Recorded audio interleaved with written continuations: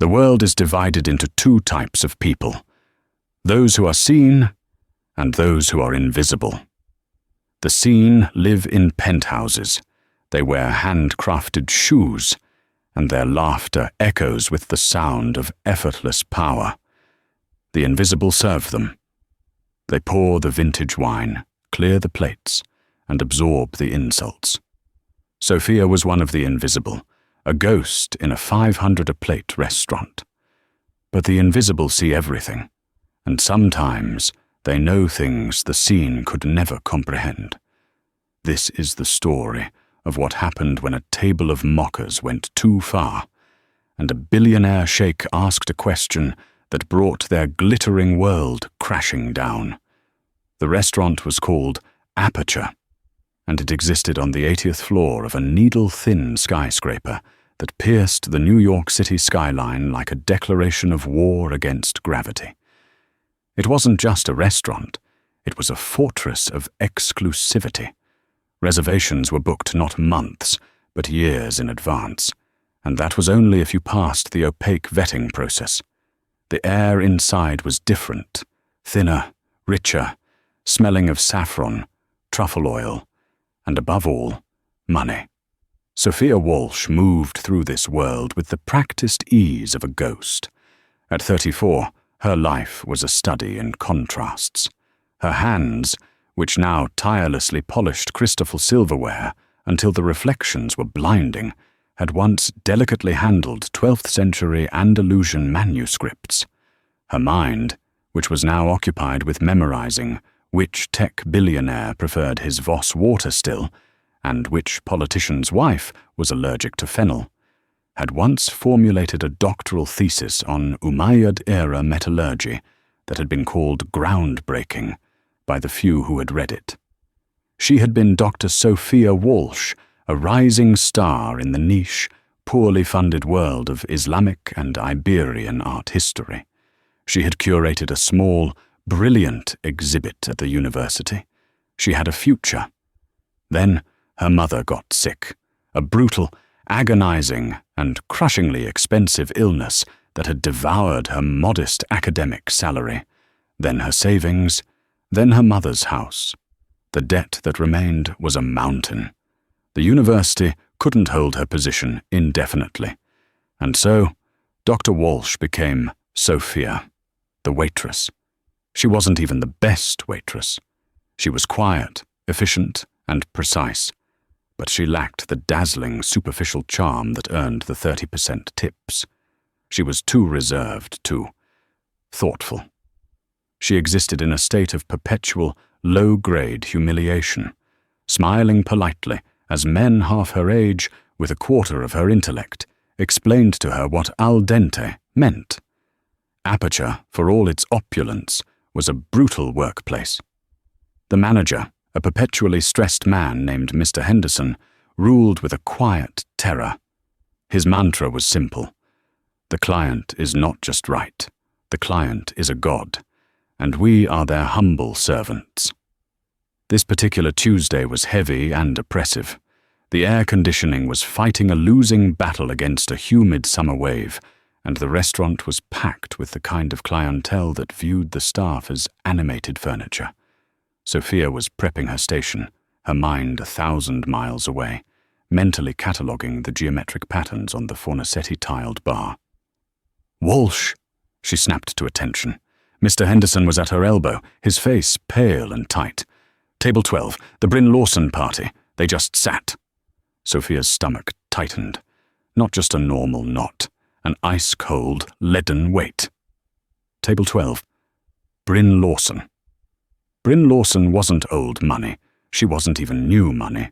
She was social media money, an influencer whose entire brand was built on a foundation of staggering entitlement, cruelty, and the uncanny ability to be famous purely for being famous. She had inherited a moderate fortune and weaponized it online, building a cult of personality around her unfiltered life, which mostly consisted of berating service staff, showing off extravagant purchases, and promoting detox teas that were, at best, flavored water. She was also a notoriously vindictive customer. She had gotten a waiter at Per Se fired for looking at her rudely and posted the entire tearful confrontation to her 20 million followers. "She requested you," Henderson added, not meeting her eye. Sophia blinked. "She requested me? I've never served her." "No, she requested the mousy one with the sad eyes, who served her friend last week. Her words. She said she finds your tragic vibe amusing. Don't make me regret this, Walsh. This table is getting the Dom Perignon P2 service. Full compliance. Do you understand? Full compliance. The Aperture Code for you are to absorb any and all abuse without complaint." "Yes, Mr. Henderson," Sophia said, her voice a flat, dead thing. She smoothed the front of her starched black apron. She checked her reflection in the polished steel of a wine fridge.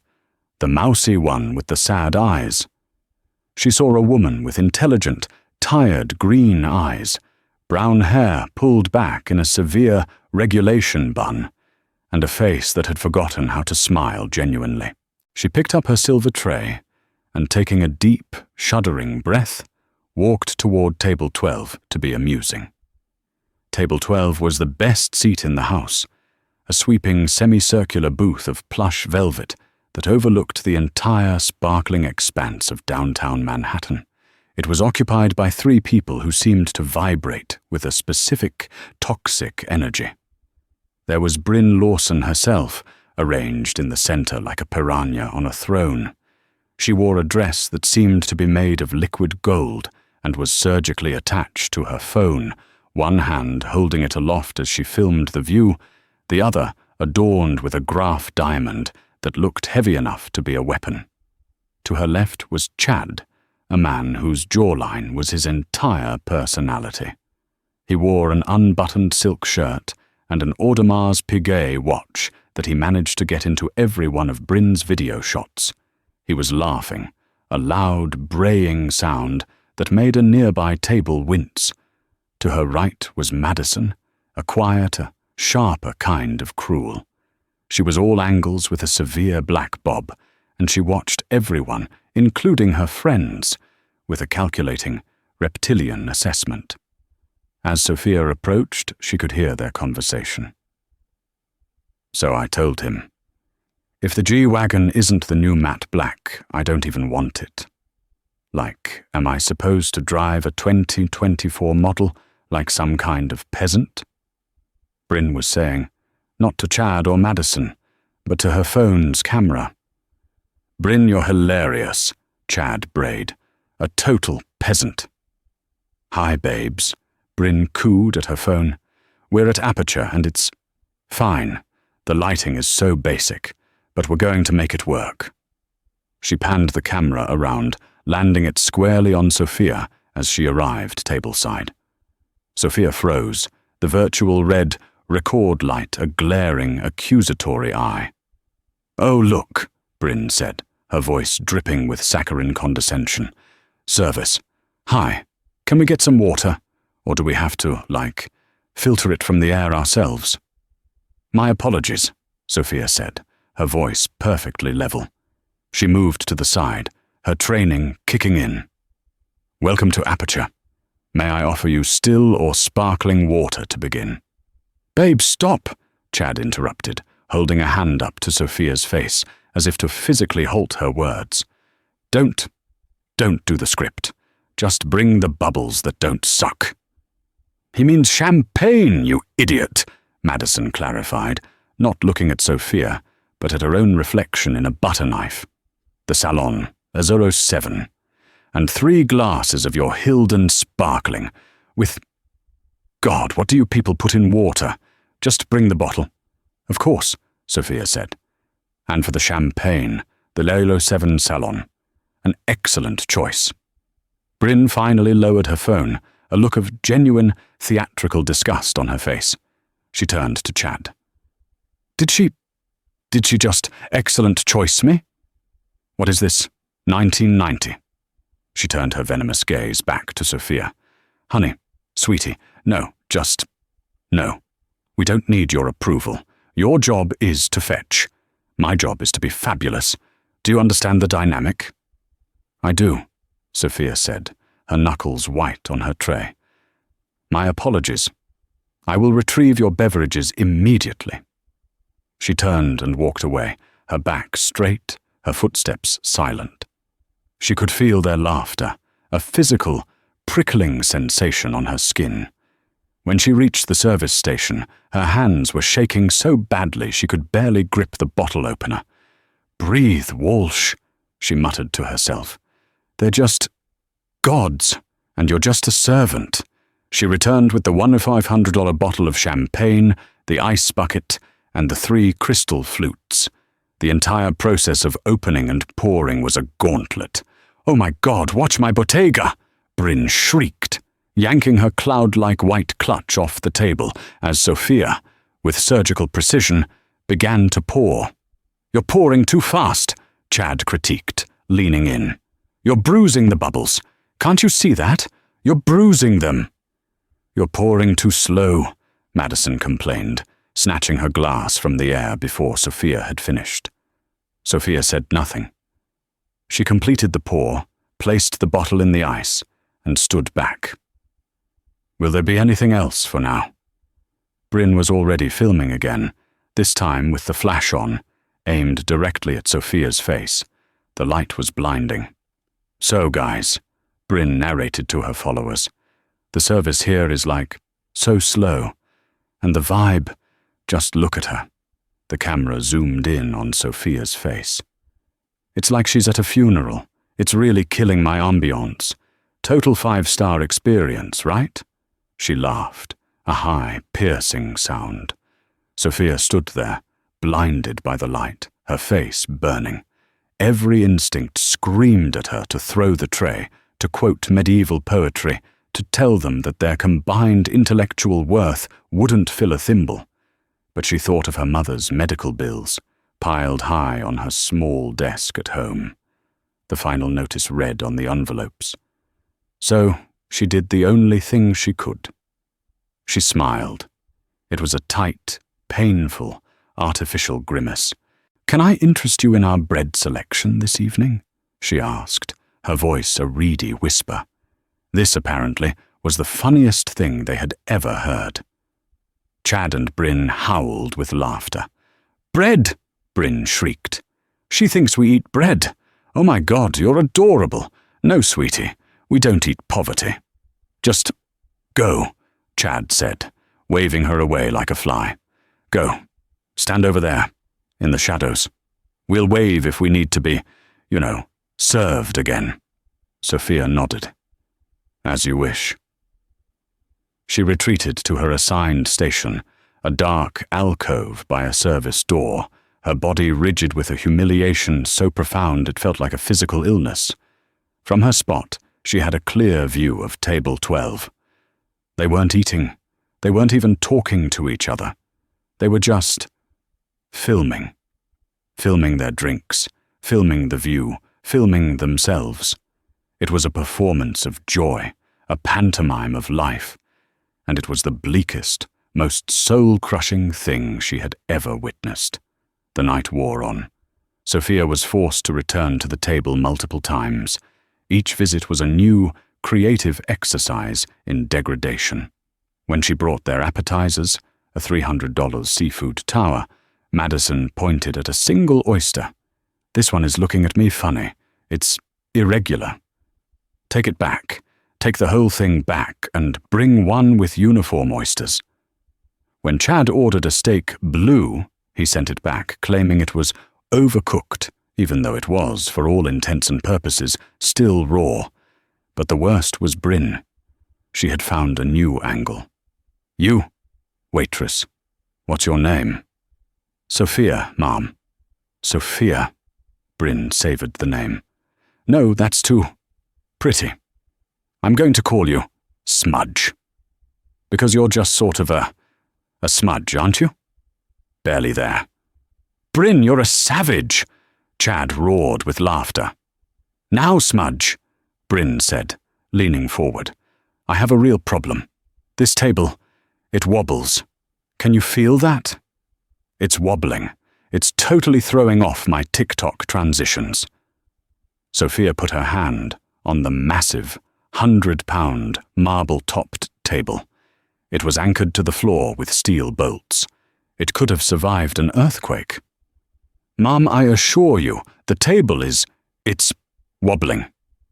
Bryn's voice was flat and cold, all performance gone. This was a command. Fix it. How would you like me to fix it? Sophia asked, her mind struggling to find a response. I don't know, Smudge, Bryn snapped. Get under it. Shove a napkin under the leg. Isn't that what you people do? You carry, I don't know, waitress things. The entire section of the restaurant had grown quiet. Diners at other tables were watching, some with second-hand embarrassment, most with a cold, detached curiosity, as if watching a nature documentary. Mr. Henderson was watching from across the room, his face like thunder, his eyes locked on Sophia, not on Bryn. The message was clear. Fix it. Full compliance. Sophia's vision tunneled. She saw the napkins in her apron. She saw the floor. She saw Bryn's phone, held up, camera recording, the flash bright. Go on, Bryn whispered. Fix my wobbly table. This was it. This was the moment her PhD had prepared her for. Kneeling on a $1,000-a-yard Scalamandre carpet to shove a linen napkin under the leg of a table that wasn't wobbling, all for the entertainment of a 28-year-old tyrant. She bent her knees. She started to crouch. The blood rushed to her head, a hot, roaring sound of pure, undiluted shame. And then a new voice, a voice that didn't belong. It was not loud, but it cut through the restaurant's ambient hum like a tempered steel blade. It was deep, accented, and carried a weight of absolute, unquestionable authority. I would advise against that. Sophia froze in her crouched position. The entire restaurant seemed to freeze with her. The voice had come from the entrance. Mr. Henderson, who had been glaring at Sophia, suddenly went rigid. His face, already pale, turned a shade of spectral white. He smoothed his jacket, a gesture of pure, abject panic. Two men, dressed in impossibly sharp, dark suits with visible earpieces, entered the restaurant first. They moved with a silent, fluid grace, scanning the room not as diners but as strategists. They flanked the entrance, and a moment later, the man who had spoken walked between them. He was tall, perhaps in his late 40s, with a presence that instantly rendered everyone else in the room a pale imitation. He wore a traditional, immaculate white thobe and gutra, the traditional Arab headdress, held in place with a simple black orgol. It was a stark, stunning contrast to the sea of designer black and sequined dresses. His beard was neatly trimmed, and his eyes were the most arresting feature. They were dark, intelligent, and held an expression of weary, patient assessment. This was not a tech billionaire. This was not a hedge fund manager. This was a different kind of power. Older, deeper. Bryn, Chand, and Madison were speechless. This man was not part of their world. He was not on Instagram. He did not care about their watches or their cars. He was, in a word, real. Your Excellency, Mr. Henderson said, practically sprinting across the dining room, his voice an octave higher than usual. Sheikh Zaid, we were not expecting you. Your reservation was for next week. Sheikh Zaid al-Hamri looked at Henderson, his expression unreadable. My plans changed, Mr. Henderson. Is my arrival an inconvenience? No, never, Your Excellency. A pleasure, an honor. Your usual table is unfortunately occupied. But we will make space. That will not be necessary, the Sheikh said, his gaze sweeping past Henderson. He looked at Sophia, still half crouched by the table. He looked at Bryn, whose phone was, for the first time, pointed down. He looked at the napkins in Sophia's hand. He gestured to the table directly adjacent to Bryn's, a smaller, two-top. "This one will be perfectly fine. But, Your Excellency, it is small," Henderson stammered. "It is sufficient," the Sheikh said. He did not wait to be seated. He simply pulled the chair out himself, one of his security detail instantly at his side, the other taking a position near the service door, his eyes methodically scanning the room, lingering for a half-second too long on table 12. The Sheikh sat, his back straight, a picture of calm authority. The restaurant slowly came back to life, but the entire dynamic had shifted. The volume was lower. The energy, which had been frantic and high-pitched, was now centered, heavy, and focused on the man in white. At table 12, the mood had curdled. "Who even is that?" Bryn whispered, the bravado gone from her voice. "I don't know," Chad muttered, his eyes on the Sheikh's security. "An oil guy, looks intense." "He's staring," Madison noted quietly. "Not at us. At her." Sophia, her face burning, had stood up. She had a new, more terrifying problem. The Sheikh was now in her section. She was responsible for table 12 and the most imposing man she had ever seen. She retreated to the service station, her heart hammering. "Walsh!" Henderson hissed, grabbing her arm. "Listen to me. You are not to go near that table. Do you understand? You are not. I am sending over Julia. She has more experience. But it's my section," Sophia said, numbly. "Your section was table 12, Henderson snapped. "Now you're a liability. Your only job, is to keep table 12 happy and, so help me God, quiet. Do not let them bother the Sheikh. Do not let them do whatever it is they're doing. Manage it." They won't listen to me," Sophia whispered. "Then make them," Henderson said, his eyes wild with panic. "I don't care how. Go." He pushed her back toward the dining room. Sophia felt like a pawn being pushed into a new, far more dangerous part of the board. She approached table 12 again. The mood was defiant, like children who had been scolded and were now planning their revenge. "Well," Bryn said loudly, clearly pitching her voice to be overheard. "That was dramatic. Some people just have to make an entrance, don't they?" "Seriously," Chad agreed, raising his own voice. "It's a restaurant, not a UN meeting. So, waitress," he spat the word, "where are our entrees? Or did you have to go harvest the vegetables yourself?" "They are on their way, sir. The kitchen is just plating." Yeah, plating," Bryn mocked. "Look, I'm bored. This place is boring. The energy is dead. Let's make our own fun." She turned in her seat, deliberately angling her body to face the Sheikh's table. Sheikh Zaid was in quiet conversation with an older gentleman who had joined him, likely his advisor. They were speaking in quiet, rapid Arabic. "So," Bryn said, loud enough to carry, "I was reading this fascinating article. It said that, like, all these desert places, they're building these huge, shiny buildings, but it's all fake. It's like a theme park. It's not real culture. Real culture is here, in New York." The Sheikh's conversation did not pause, but his head tilted, almost imperceptibly, an angle of listening.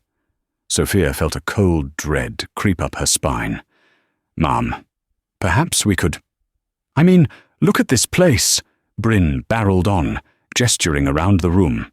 Aperture was famous for its art collection. The owner was a major trustee of the MoMA. The walls were adorned with genuine pieces by Rothko and Kandinsky. "They try so hard," Bryn said, laughing. "They put all this stuff on the walls. Like this." She pointed. She wasn't pointing at a Rothko. She was pointing at something smaller, more subtle, placed on a pedestal between her table and the Sheikh's. It was not a painting. It was an object, a small, intricate brass and silver device covered in delicate, swirling script. To the untrained eye, it was just decor, an old, tarnished-looking piece of junk. "Look at that thing," Chad said, squinting. "What is it? Some kind of old-timey compass?"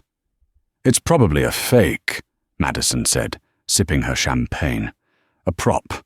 They probably bought it at Restoration Hardware to look authentic." "It's so ugly," Bryn decided, wrinkling her nose. "Who would want that? It's brown and old. And ethnic. It's probably worth like $50. Sophia stared at the object. She felt the blood drain from her face. She knew this object. She had not seen it in person since her dissertation defense, but she knew it. The intricate filigree, the horsehead engraving on the main plate, the specific, flowing Kufich script. It wasn't a compass. It wasn't a prop. It was the Al-Zarqali astrolabe, a masterpiece of 11th century Cordoban science. It wasn't just an astrolabe. It was one of 3 known to exist, a perfect synthesis of art, mathematics, and astronomy. It wasn't worth $50. It was priceless. It belonged in a museum. What in God's name was it doing on a pedestal in a restaurant? "You're right," Bryn said, her voice full of false, bright confidence. "It's junk." She was still looking at the Sheikh's table, waiting for a reaction, and finally she got one. Sheikh Zaid stopped talking. He placed his small finjan of coffee in its saucer, the clink of the porcelain impossibly loud in the suddenly silent room. He turned his head, his dark, piercing eyes settling not on Bryn, but on the artifact she had just dismissed. He looked at the object for a long, quiet moment. Then he looked at Bryn. His voice was calm. It was not angry. It was far, far more dangerous than anger. It was the voice of a man about to deliver a verdict. "The junk," Sheikh Zaid said, his English perfect, "is from my homeland, Al-Andalus." He looked at Bryn, then at Chad, then at Madison. A faint, almost sad smile touched his lips. "You have such loud opinions," he said. "It is a fascinating contrast to the silence of your minds." He paused, letting the insult settle. Bryn's face, which had been smug, flushed a dark, blotchy red. Then the Sheikh asked his question. It was not directed at Bryn. It was directed at the table, at the room, at the universe itself. "This object," he said, gesturing to the astrolabe, "was a gift. The inscription on the base, the Kufich script. It is a verse from the poet Al-Mutanabbi. It speaks of a horse and a sword." He locked his gaze on Bryn. "Since you are so certain of its value, or lack thereof, perhaps you can enlighten us." He leaned forward. "Why?" he asked, his voice a soft, deadly query. Did the artisan choose to engrave the verse about the horse, and not the more famous verse about the sword? The question hung in the air, heavy and intricate as a tapestry.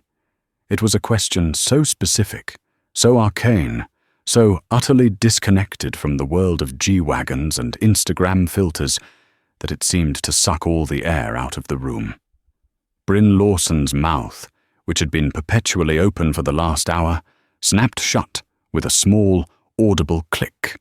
Her perfectly curated expression of smug disdain dissolved into a mask of blank, uncomprehending panic. What?" she stammered. Chad leapt in, as he always did, to defend his queen with a barrage of bluster. "What kind of question is that? Who cares? It's just squiggles. It's probably a Bible verse or something, right?" Al-Mutanabbi was a 10th century Arab poet, the Sheikh replied, his voice still dangerously calm. "Not, as you say, a Bible verse, and the squiggles are Kufich, a calligraphic standard. But that does not answer the question." He looked at Madison. Perhaps you? You seem observant? Madison, for her part, simply picked up her champagne flute and took a long, slow sip, her eyes narrowing. She was smart enough to know when she was outgunned, and smart enough to not even enter the battle. She gave a small, dismissive shrug. I'm not an art history major. Clearly, the Sheikh agreed, the dry ice burn of the single word hanging in the air. The silence that followed was a living, breathing thing. It was a terrible, gaping void where Bryn's confidence used to be. Every diner in the restaurant was watching. This was no longer a quiet dinner. It was a public execution. Bryn looked around, desperate for a lifeline. She looked at Mr. Henderson, who was standing near the bar, visibly wringing his hands, his face a mask of pure terror. He wanted to intervene, to placate, but he was frozen. To interrupt the Sheikh would be a firing offense. To let his other high-paying clients be humiliated was also, probably, a firing offense. He was trapped. It's a trick question, Bryn finally landed on, her voice rising in accusation. You can't just come in here and quiz people. This is a restaurant. We're paying for ambiance. My ambiance is being ruined, Chad declared, puffing out his chest. We're going to complain. We're going to yelp this. The Sheikh almost laughed. It was a small huff, a sound of profound disbelief. You will yelp. He repeated the word as if it were a new, fascinating, and pathetic insect he had just discovered. You sit before a masterpiece of human ingenuity, a device that united astronomy and faith, a map to the heavens, and you threaten to yelp. He shook his head, a gesture of deep, weary disappointment. You are correct about one thing, Sheikh Zaid said, turning his gaze back to the astrolabe, a genuine sadness in his eyes. This is a restaurant, and this does not belong here. He looked at Mr. Henderson. Mr. Henderson, this piece, it is from the Sultan's collection. It is on loan to your owner. Does no one on your staff, not your owner, not your managers, no one know what it is? Henderson flinched. Your Excellency, we were told it was valuable decor. We have insurance, of course. A very comprehensive policy. Insurance, the Sheikh repeated, closing his eyes briefly. You would insure the Mona Lisa. You would insure the Kaaba. It is a meaningless gesture. It is not the money that matters, man. It is the knowledge, the respect. He sighed, a long, deeply frustrated sound. And in this entire establishment, filled with the wealthiest and supposedly the most sophisticated people in the city, no one can answer a simple question. Bryn, sensing the attention was off her, tried to seize the narrative. See, no one knows. It's a stupid question. It's a piece of junk. Just old junk. It is not junk. The voice was not the Sheikh's. It was quiet. It was trembling. It was female. Every head in the room, including the Sheikh's, turned. Sophia Walsh had spoken. She hadn't meant to. The words had just fallen out. They had escaped the prison of her service industry silence. She was standing by the service door, her silver tray held in front of her like a shield. Her face was blood red.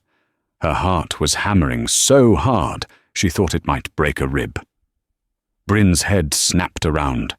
Her eyes, which had been fearful, now filled with a new, potent and relieving venom. An old target had re-emerged. Oh my God, Bryn shrieked, half laughing in relief. Did Smudge say something? Is the furniture talking now? Walsh, Henderson hissed, his voice a panicked whisper. Be silent. But it was too late. Sheikh Zaid's piercing gaze had locked onto Sophia. He ignored Bryn. He ignored Henderson. He looked at Sophia, and for the first time that night, his expression changed. The weary disappointment was replaced by a sharp, intense, laser-like curiosity. He did not dismiss her. He did not mock her. He simply tilted his head, a silent invitation. "You," he said, his voice soft, but projecting across the room. "The waitress. You said it is not junk. You know this piece?" Sophia's mind was screaming. "Say no. Say no, you were just clearing your throat. Go back to the kitchen. Disappear. Do not lose this job. You need this job." But her mouth, it seemed, was no longer connected to her survival instincts. It was connected to the part of her that was Dr. Sophia Walsh, the part that had spent 6 years in a dusty library basement deciphering this exact script, the part that knew. She took a single, trembling step forward. Her tray clattered against her apron.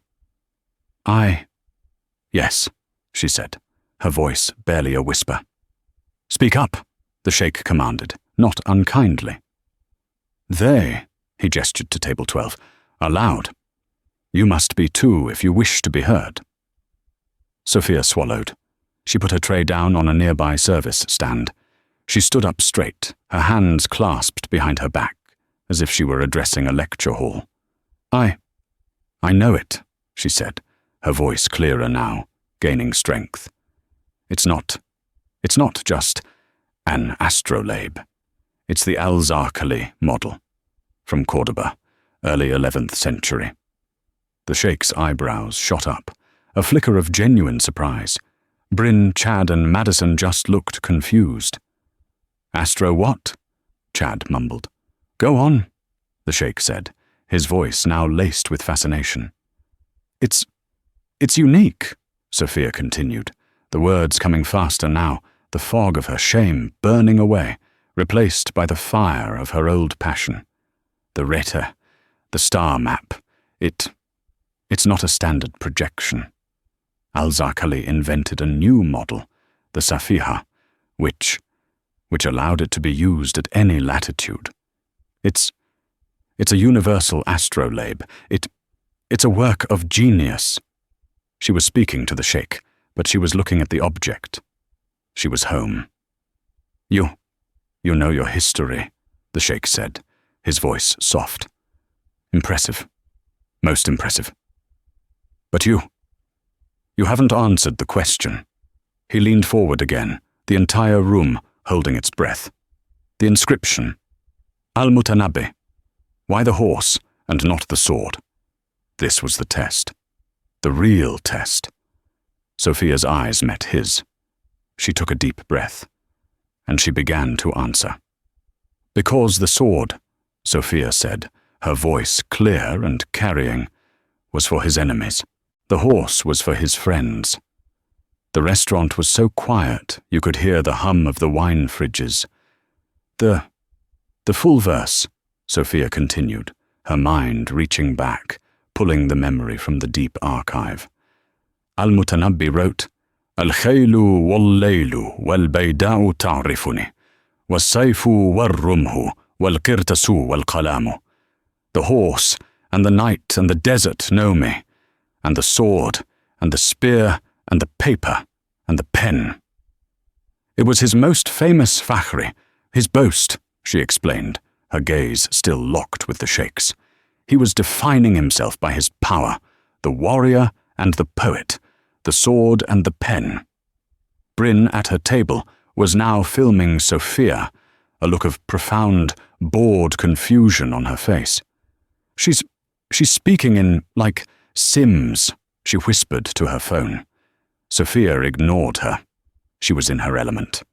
"That's the verse everyone knows," Sophia said. "The sword verse. It's about conquest. It's about power over things.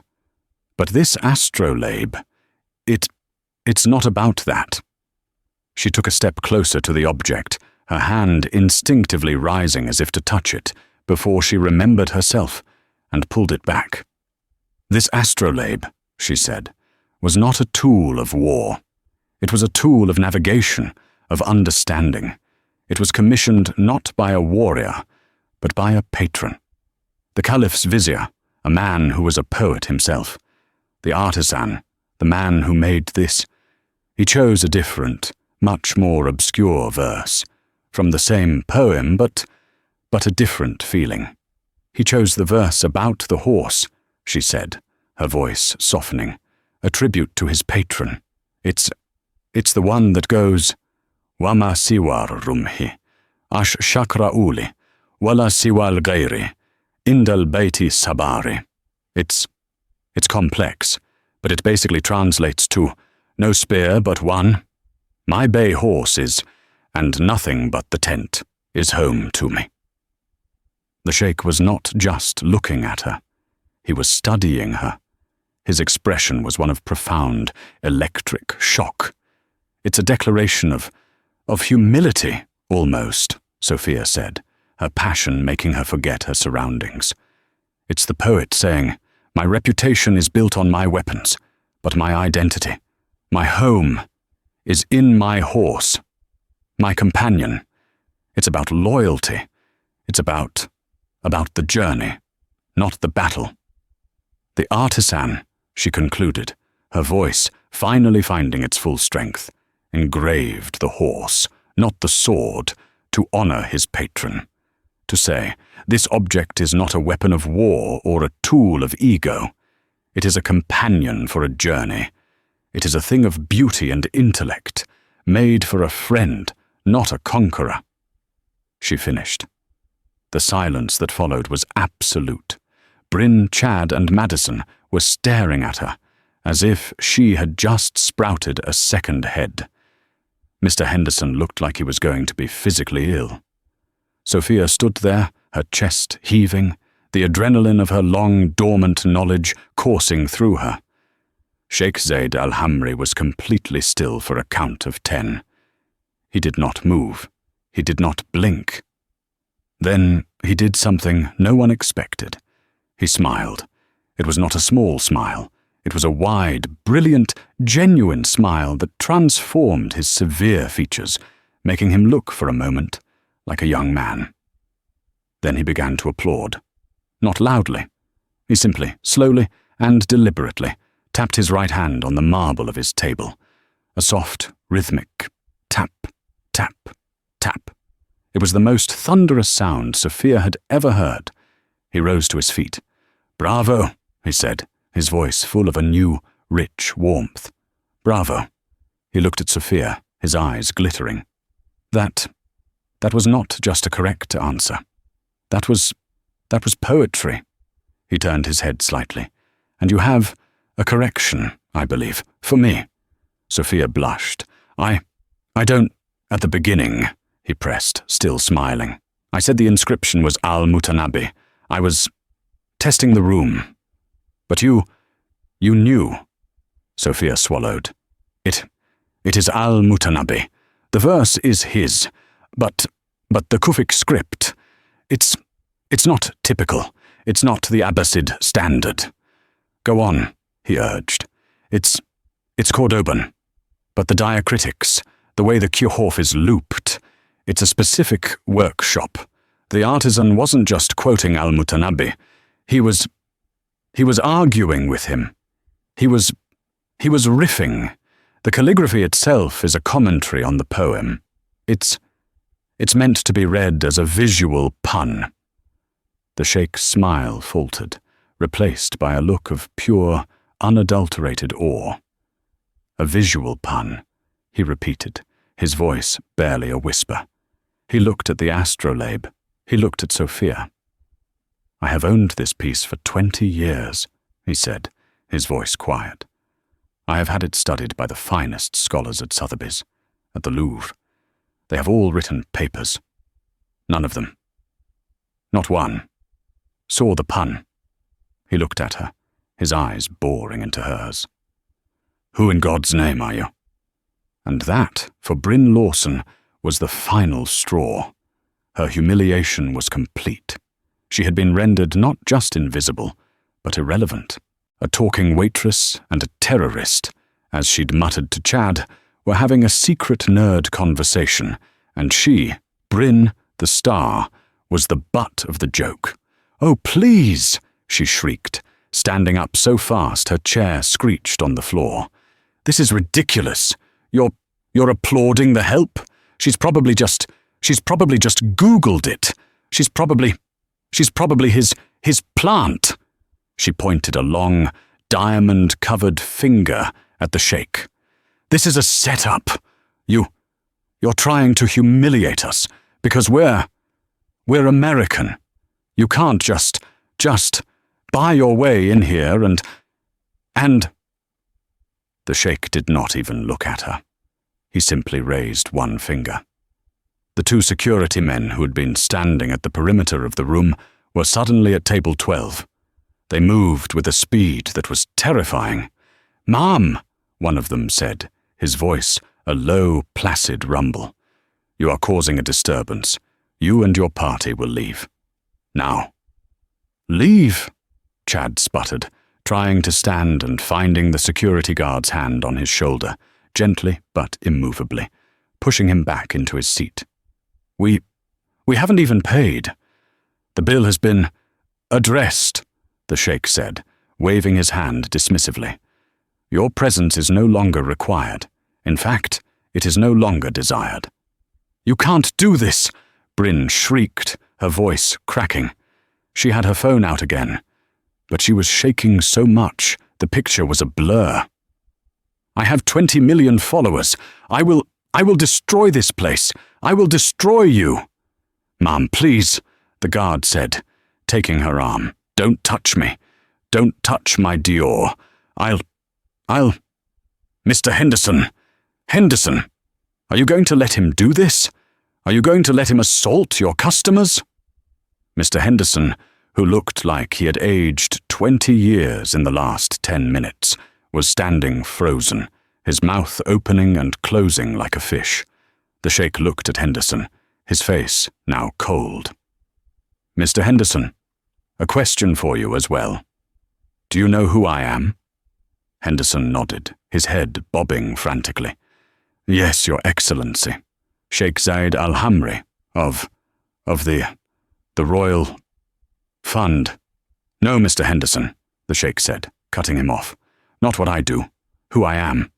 In relation to this." He gestured not at the restaurant, but at the entire building. I don't understand," Henderson whispered. "My family's investment fund," the Sheikh said, his voice flat, "owns this building, and the two on either side. We own the air you are breathing. Aperture is a tenant who, I am now seeing, has a very poor grasp on everything." The blood drained from Henderson's face. "So," the Sheikh continued, "you have a choice.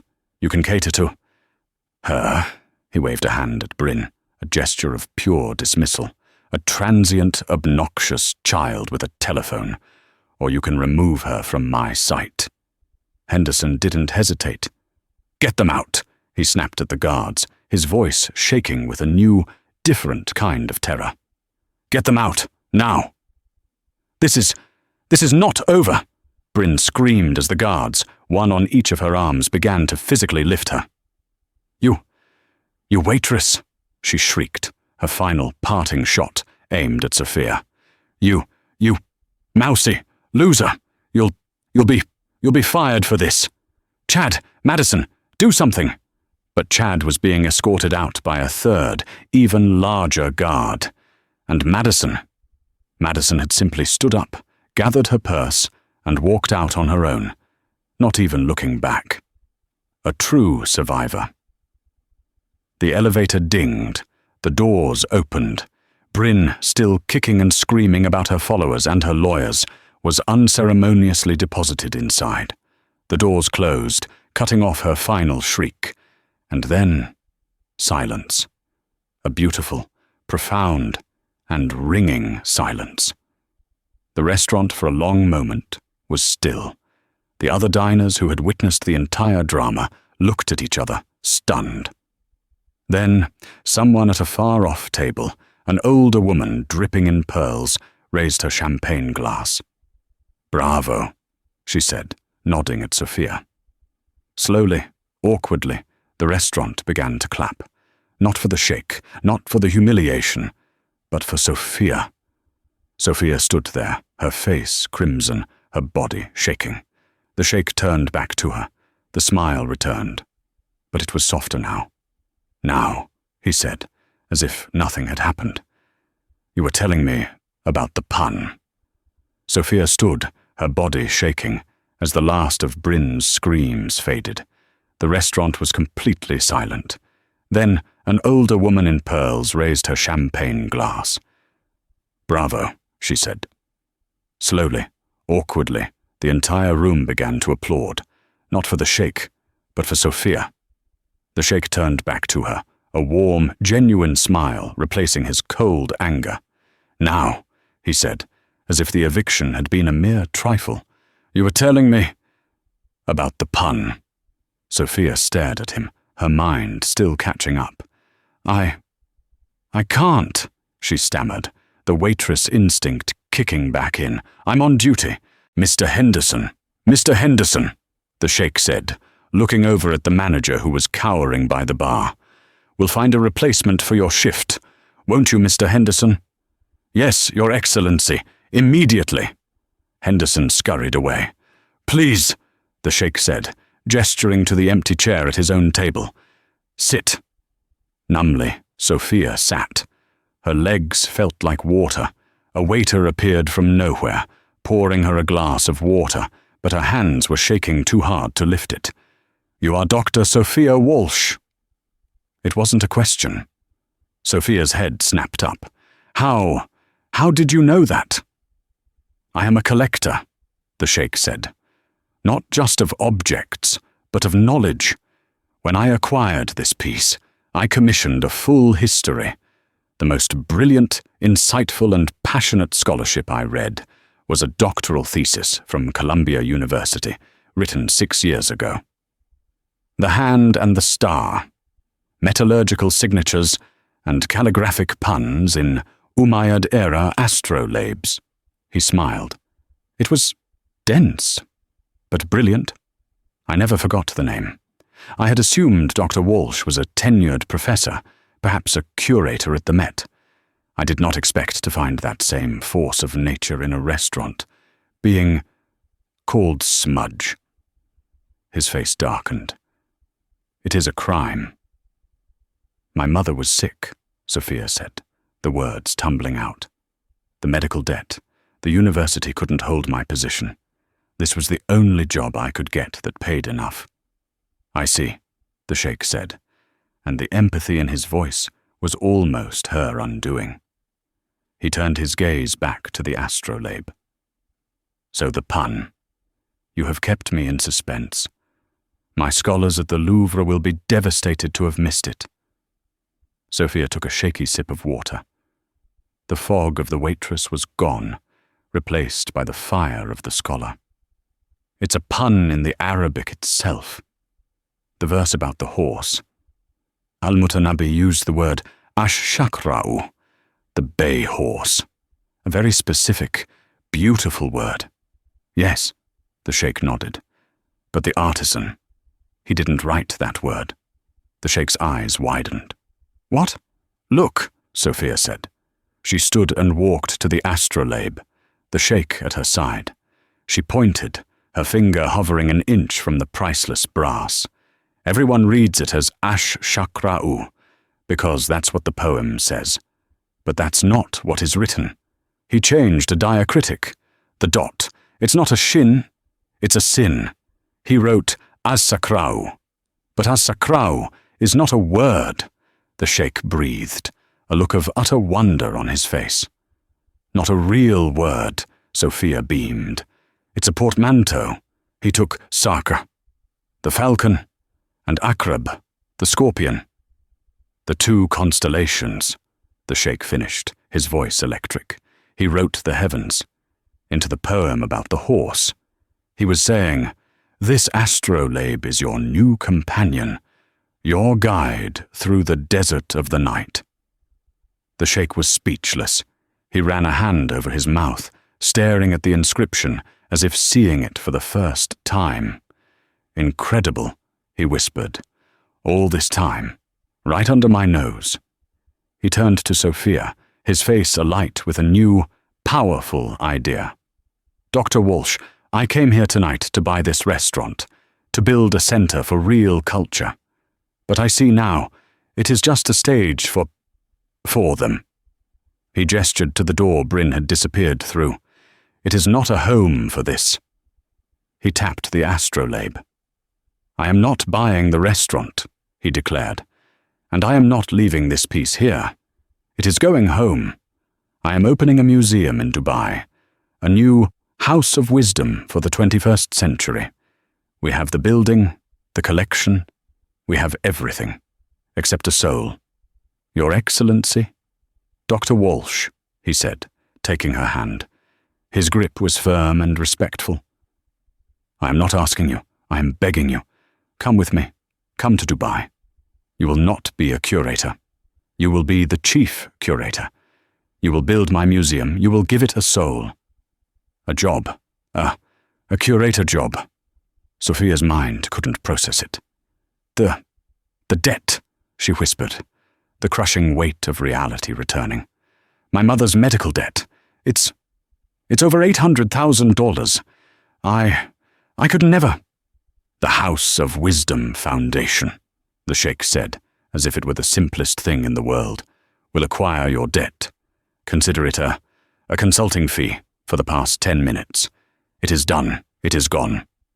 Sophia's knees buckled. Gone. The word, gone. Her life, her prison, erased. Tears, this time of pure, unadulterated shock, welled in her eyes.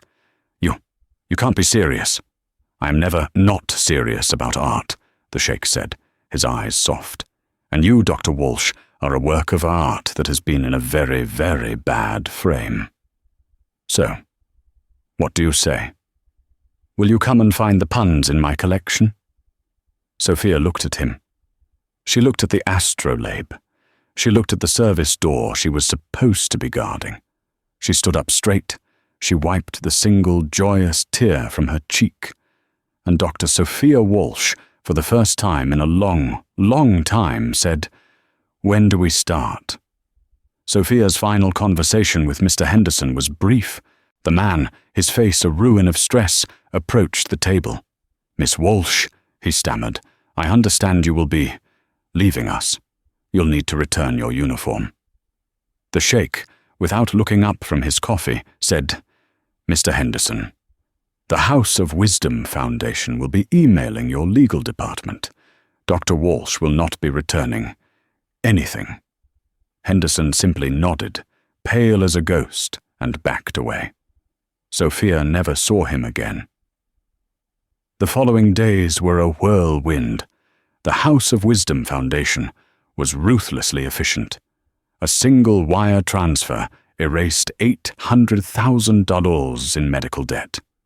A relocation team packed her apartment, disposing of her old life. She was flown to Dubai, not in first class, but on the Sheikh's private Airbus A340. Sheikh Zayed met her at the airport. "Welcome home, Dr. Walsh," he said. Her new home was a penthouse overlooking the city, but the real welcome was at the museum. It was a soaring, beautiful, empty building. He took her not to an office, but to a climate-controlled hangar, filled with thousands of crates. "My family has been collecting for 600 years, Zaid explained, a little sheepish. "We have a backlog. Your first task, Dr. Walsh, is to see what we have, and then we go shopping." The Al-Zakali astrolabe sat on her new, massive desk.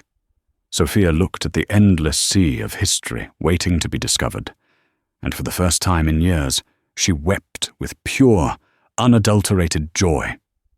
She hired a team of brilliant, overlooked scholars just like her, the geniuses who couldn't pay their bills. She was no longer a waitress. She was building a family. 6 months later, the museum's grand opening was the event of the century. Sophia stood on the stage, radiant in a custom gown the color of the desert at dawn. She was no longer the mousy one. She was Dr. Sophia Walsh, the museum's celebrated chief curator. Her speech was not about art, but about value. True value, she said, her voice clear and strong, is not loud.